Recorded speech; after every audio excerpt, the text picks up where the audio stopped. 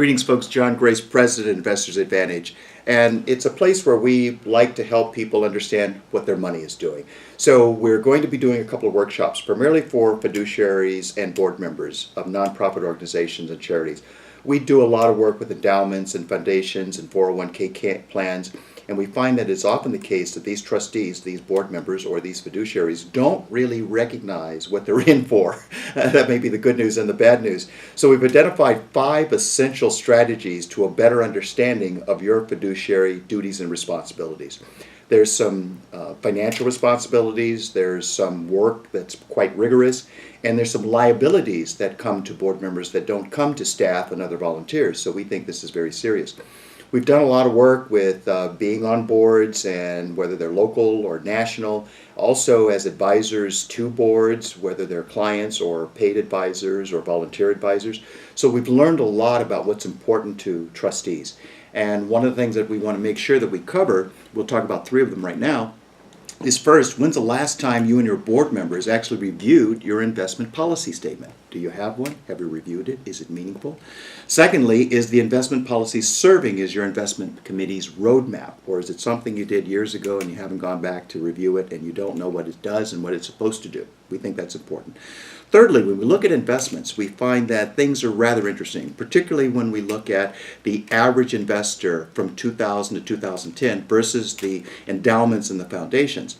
Average investors tend to have a plethora of mutual funds, but the ratios tend to be about 60% stocks and 40% bonds. When we look at the returns for that 10-year period, the average investor may have enjoyed a whopping 1.5% on an annualized basis, which means an account valued at $100,000 on January of 2000 grew to about $115,000 or so by year-end 2010. In sharp contrast, when we look at the foundations and endowments, we see a very different story.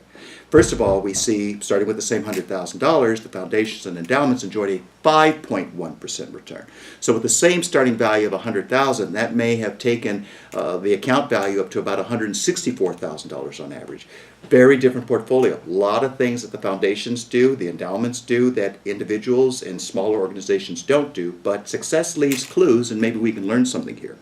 When we look at some of the very large endowments, like Yale as an example, with about $20 billion, we find that the portfolio mix, most folks may have their portfolio stool on 2 or 3 asset classes. Again, we're talking about 60-40, that would be 2.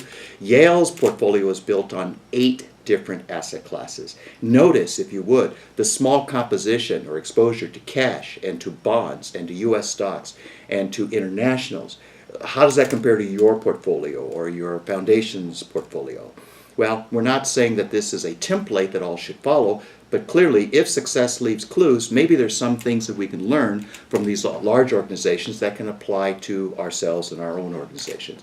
I love the quote from Warren Buffett. He says that the market will do whatever it has to in order to maximize the number of people being wrong.